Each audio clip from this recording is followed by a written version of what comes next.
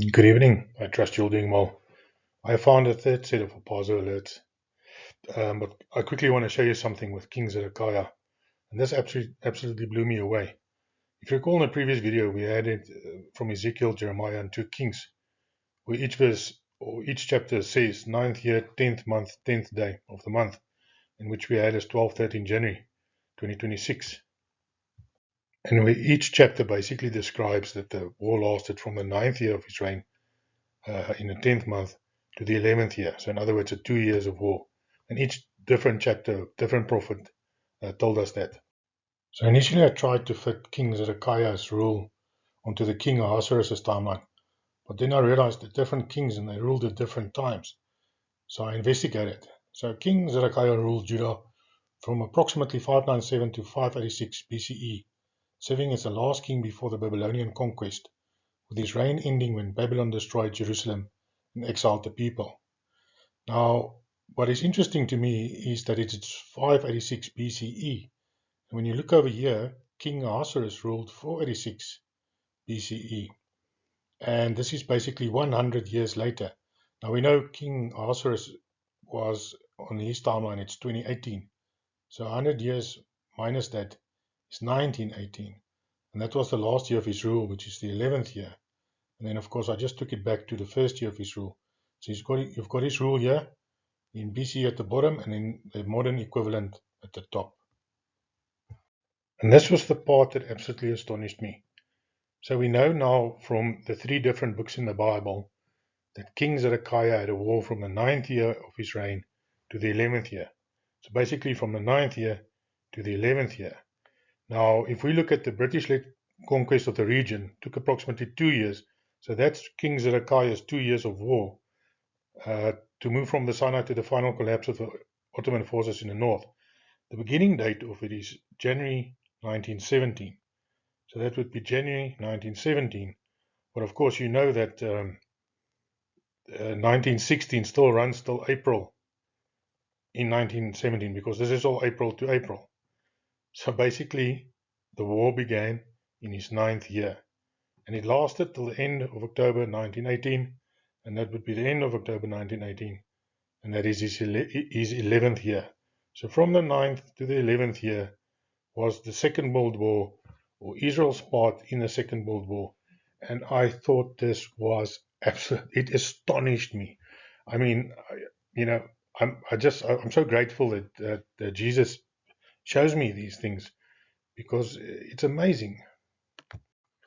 Ezekiel 24, Jeremiah 42, and 2 Kings 25. Those are the 3 books that mention the 2-year war from the 9th year of King Zedekiah's reign to his 11th year. And they are not only biblical history, but also 2,500-year-old prophecies about Israel and the Second World War. The Bible is divinely inspired with many prophecies concerning later events. King Zedekiah's timeline confirms King Ahasuerus' timeline and its relevance to today. Then I did the timeline for all the kings of Israel and Judah. And again, I was left flabbergasted. King Uzziah was the last king of Israel before the invasion, and Israel basically disappears from the Bible until Revelation. And he ruled, if you take the timeline like with the corresponding modern value, in the year 1776, when America was founded. And from there on, basically, the kings continue, but in the house of Judah. And King Zedekiah was the last ruler of the house of Judah. And he ruled in this period that you can see over here. And this is in the period where the Federal Reserve Bank was founded. Now, if you know anything about the Rothschilds, you would know that they basically fomented both world wars. Not only them and their, I just refer to them and their people as the synagogue of Satan. They basically fomented both world wars. And this was when the Balfour Declaration was first created in World War One to create the country called Israel. And this was when the Rothschilds took power, basically, you can say from the West. This was basically where the beast system, the last stage of it, was created in 1913. And I just found this, yeah, it's too big a conspiracy for me to just think it's a conspiracy. King Uzziah, last king of Israel, and he ruled in the time period where America was founded, and King Zedekiah, last king of Judah, ruled in the period where the Federal Reserve Bank was founded. And we know that both world wars, and this is specifically in relation to the Second World War, but the First World War, obviously, but we know that both world wars were created by these banksters. I call them not bankers, banksters. Okay, now we're moving on to the third set of Harpazo alerts I found. But I just quickly need to recap Esther's 187 days. It comes from chapter 1. Esther is given unto the king in the end of the second chapter. And these are the only days in chapter 1 and 2. And it's basically 104 and 7 days. It's 187 days. And this slide is also from a previous video. And it's just about where Shemini Atzeret, where Jesus stood and said, if any man thirst, let him come to me and drink. And this was at Shemini Atzeret, the last year of his ministry, Jesus' ministry. And the year 31 AD began on the 27th of March on all the calendars. The Feast of Trumpets was 19th September. Shemini Atzeret was therefore on the 10th of October. Adding 187 days to the 10th of October brings us to the 14th of April in the year 32, which is Nisan 1.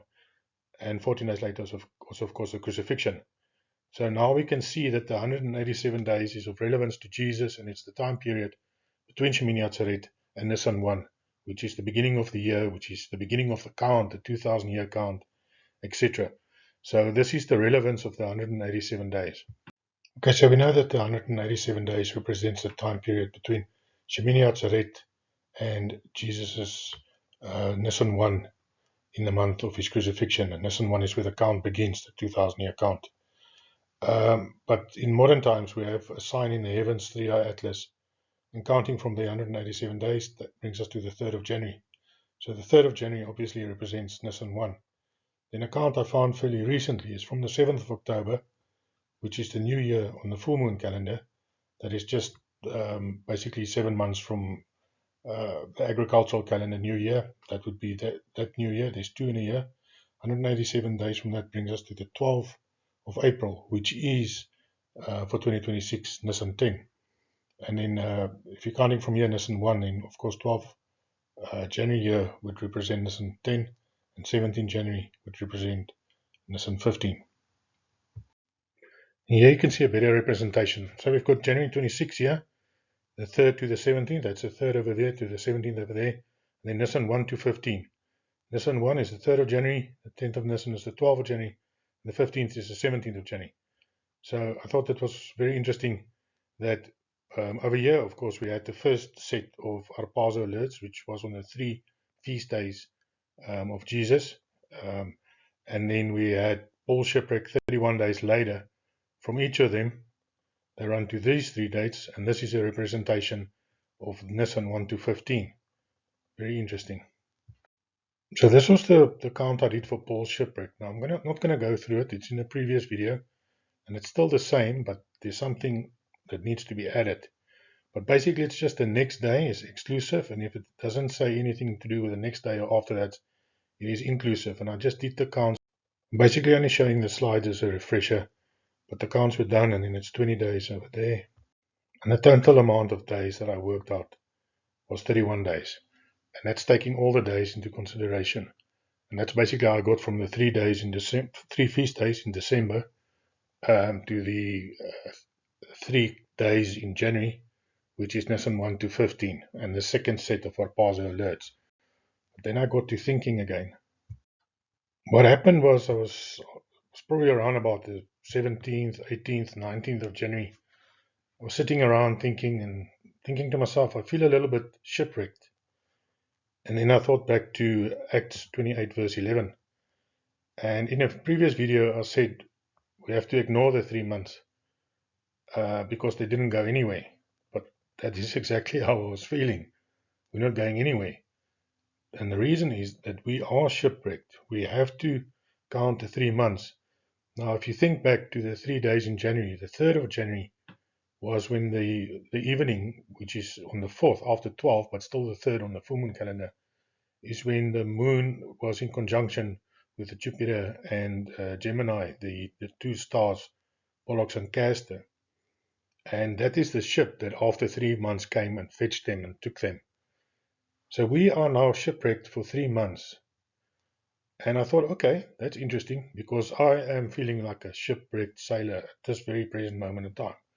And I thought, but let me add that to the timeline and let's see where we end up. Okay, so we had the 3 apostolates in December, and it's the 3rd, 13th, and 18th, and it's the 3 feast days. Then we had 3 apostolates repeated in January, 3rd of January, 12th of January, 17th of January. And we have seen that the dates in January represent the Nisan timeline. But they were shipwrecked for 3 months, as are we. So let's add the 3 months, 90 days, to the dates in January.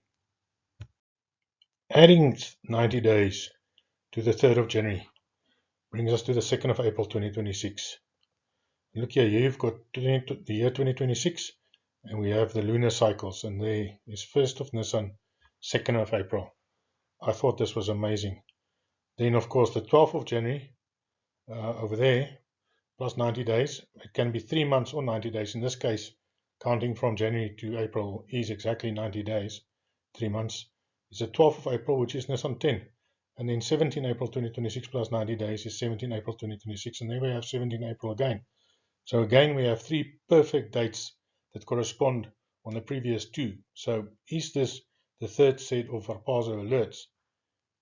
Take note that from here, from these dates, it is exactly 7 years to 2033, and we can't go past that date. So basically, we can't go past 1 to 50 Nisan in the year 2033, as that would be 2001 years, and we know it can't be that. But then I also saw something else. So from 2nd Nisan, counting inclusively, to April 17 is 16 days. Now, if you count on the Nisan 14 calendar, you begin the count the day afterwards on the 3rd, and you get there. But this is something that happens infrequently. You yourself know it's Nisan 1 to Nisan 15, and here we basically have Nisan 1 to Nisan 16, although this corresponds perfectly. But I thought, why would there be an extra day? It's something that doesn't occur very often. And then I got to thinking, but isn't that the difference between the Mazzaroth and the full moon calendar? Because if you recall from Jesus' timeline, from his date of birth, I pulled a timeline of 2027 years and 100 days, and I got to the 2nd of January, and then I worked out the precession of the equinox over this 2027 years, 100 days, and I got 1 day, 6 hours, and 2 minutes. And if I added that to the 2nd of a year, I got to 2 minutes past 12, which is the exact time of the full moon, which was the beginning of the next month. And that is the lag of the Mazzaroth behind the full moon calendar. And if you were to do that over here, you would get to April the 3rd. So I just thought that it's amazing that God gave us an extra long count here between April the 2nd and April the 17th in order so that we can also do the Mazzaroth count inclusive in that. And it's basically another sort of a checksum that indicates that we're on the right track. And I thought this was amazing. I was astonished. So there you have it. I think we've received a 3rd set of Harpazo alerts. And I also think that we're going to be shipwrecked for the next 2.5 months still. And by that I mean that nothing is going to happen. Well, in the world, lots of things will happen, but I don't believe that there's going to be a Second World War. Second World War. What is it with me and world wars and numbering? I don't believe that a 3rd World War will start in the next 2.5 months. I also don't believe tribulation will start in the next 2.5 months. Neither the possibility of a rapture occurring. And I must say, I think this is overwhelming. The 187 days to January 3 from Easter, and from the Feast of Trumpets, New Year, to the 12th, and it's all corresponding across, and it's the 3 Harpazo alerts December, 3 Harpazo alerts in January, and then 3 Harpazo alerts again in April. This is definitely not my thinking, you know. I couldn't come up with this if I tried. I couldn't. Then I saw 1 or 2 videos about people wondering whether they should use 365 year days in the Bible.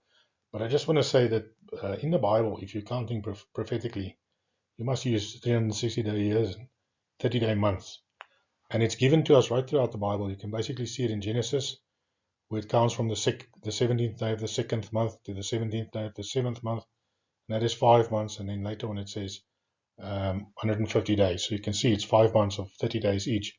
If that was on a lunar calendar, there would have been 2 29-day months or so in there already. So, and then also in the book of Revelation and Daniel, so beginning of the Bible, midway through the Bible, and at the end of the Bible, they're all using counts of 30s. The 1,260 days, 1,290 days can only be divided by 30, and that's 42 months. It's also said it's 42 months, and it can only be 30 days. So God gave the Israelites the lunar calendar or agricultural calendar for them to work out the earthly cycles. But if you're doing prophetic analysis, you have to use 30-day counts. That's whenever I use the Mazzaroth, I tend to use 1 month only, mostly, because we don't have 30-day counts. But I think I am going to start looking into that, especially now, because as we progress in the timeline, things are getting more complex, or shall I say, it's more difficult. It's not surface level anymore. So perhaps I should begin to look at using a timeline from April 2026, looking at 30-day months instead of going strictly lunar only. But anyway, I'm just rambling and thinking out loud as to my next steps. I think this is all. If there is another slide, I'm going to say goodbye twice. But I think this is all from me. So goodbye. God bless you. And have a wonderful evening, morning, or afternoon.